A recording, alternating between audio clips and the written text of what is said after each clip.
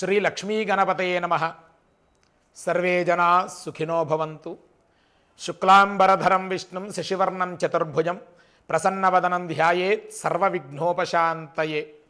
ఆదిత్యాయ చ సోమాయ మంగళాయ బుధాయ చ గురు శుక్ర శనిభ్యశ్చ రాహవే కేతవే నమః. శ్రీ గురుపీఠం ప్రేక్షకులకి నమస్కారం.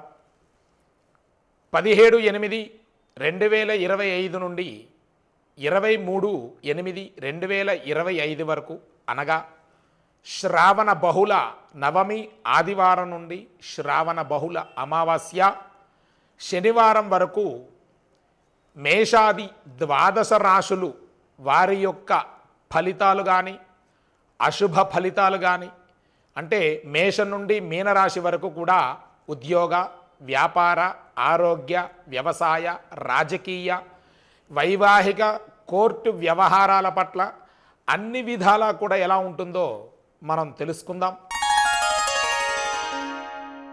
వృశ్చిక రాశి ఈ వారం ఈ రాశి వారికి ఎలా ఉండబోతుందో తెలుసుకుందాం.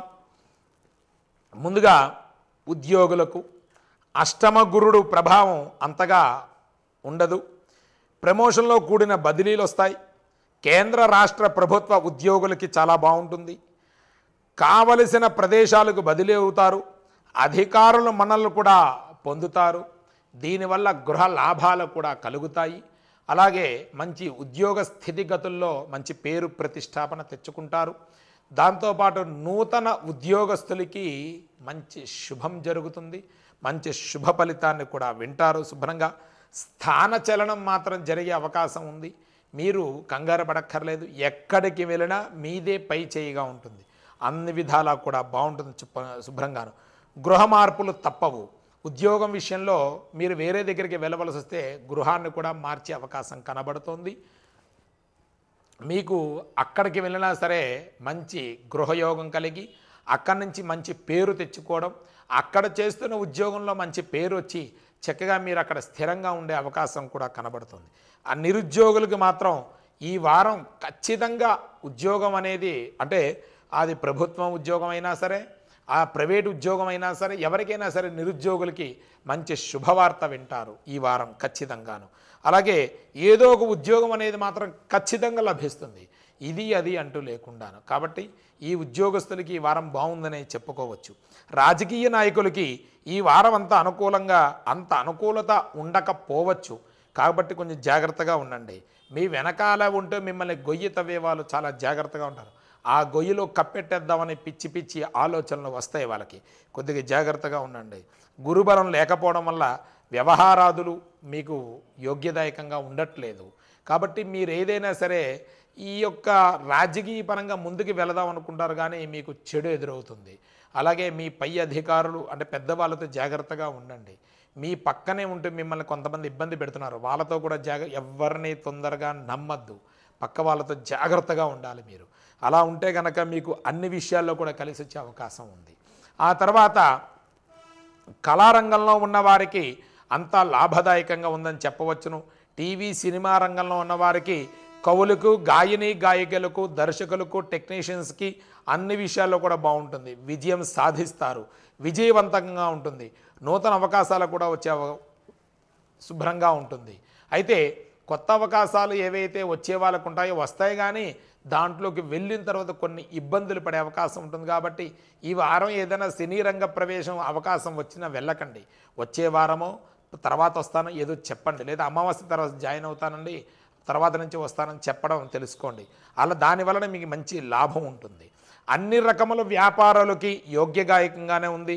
యోగ కాలంగానే ఉంది. అనుకూలంగా చక్కగా ఉంటుంది. సాధిస్తారు. నూతన వ్యాపారస్తులకి మంచి యోగ్యదాయకంగా ఉంది. దాంట్లో ముందుకు వెళతారు. శ్రీకారం చుడతారు. కొత్త వ్యాపారస్తులైతే కనుక హోల్సేల్ మార్కెట్లో ముందుకు వెళ్ళగలుగుతారు.